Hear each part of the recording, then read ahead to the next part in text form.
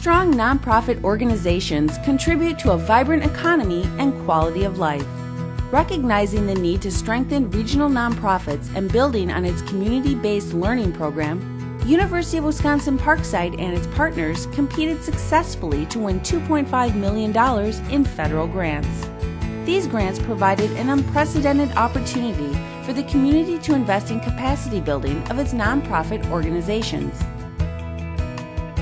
Nonprofits do really wonderful work, but the problem with nonprofits is that they are dependent on funding sources as far as the kind of money that they have. And other than money that is directly contributed to an organization, the money that they have is earmarked for specific projects. And so you can't just take that money and send somebody to training, or you can't just take that money and do a strategic plan.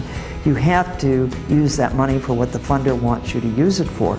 When somebody funds just a program, that's all they're going to get. They're going to get a program all by itself that may or may not fit into a bigger picture within one agency or within the entire community. When they look at capacity building, they're going to get an entire picture of an organization within the greater community. And it strengthens the entire community instead of only looking at how that one little program works. Capacity building really gives us access to resources that we wouldn't otherwise have.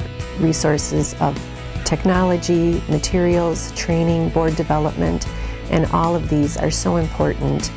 When funders fund people to build capacity, they help organizations move to a level that that organization can't move to by themselves. Without the assistance of the CAN staff, I would be searching for resources, searching for information to help my organization be stronger and more capable. We were an organization that was literally on the border of closing our doors after many years because the economy was troublesome, expenditures had gone up, income had gone down. There were some organizational structural changes that we really needed to make. So they brought in their expertise, gave us some information about reorganization. We successfully got one of the capacity building grants, and those grants have been tremendously helpful to us. They really have allowed us to go from an organization that was on the verge of shutting their doors to an organization that is currently financially viable. We were very fortunate because we actually got CAN grants all 3 years of the program. And the first year we used it for laying a foundation for what it was that we really wanted to do once we opened the doors.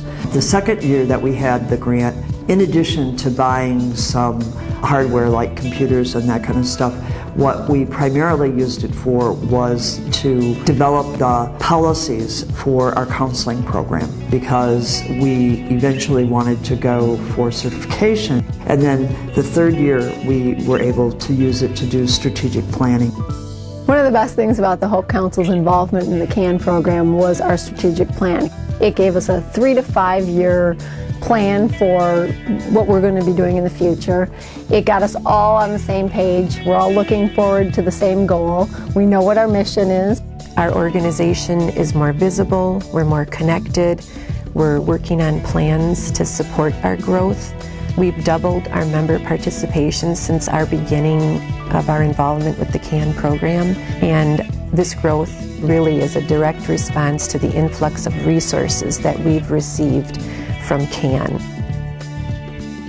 As nonprofits, it's very easy to get into the day-to-day work of trying to meet the needs of the people that you want to serve, but it's important that we continue to have somebody out there who has a different set of priorities, a different kind of objectivity than we're able to have, and that you can't see the forest for the trees.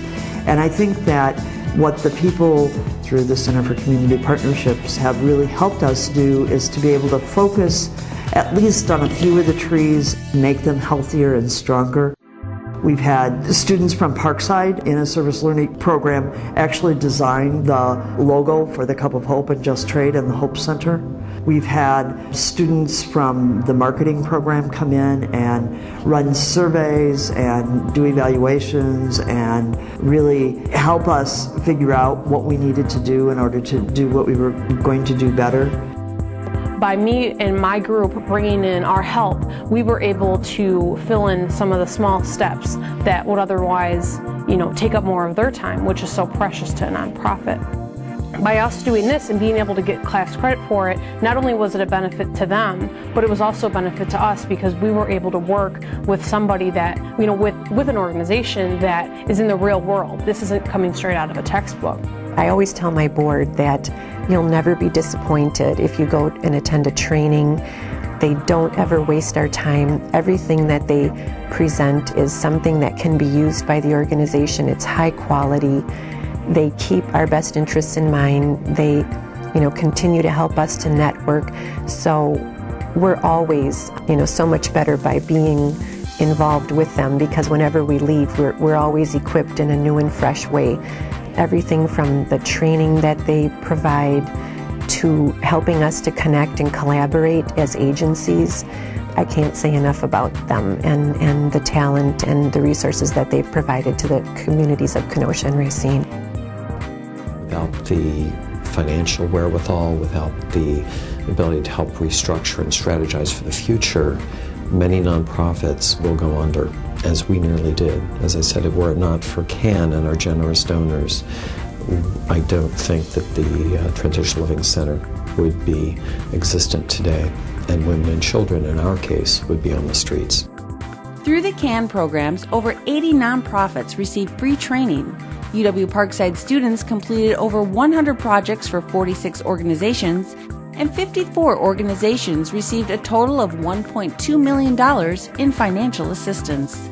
Newly strengthened nonprofits leveraged this support to bring an additional $1.2 million into the community and are now serving 8,286 more individuals.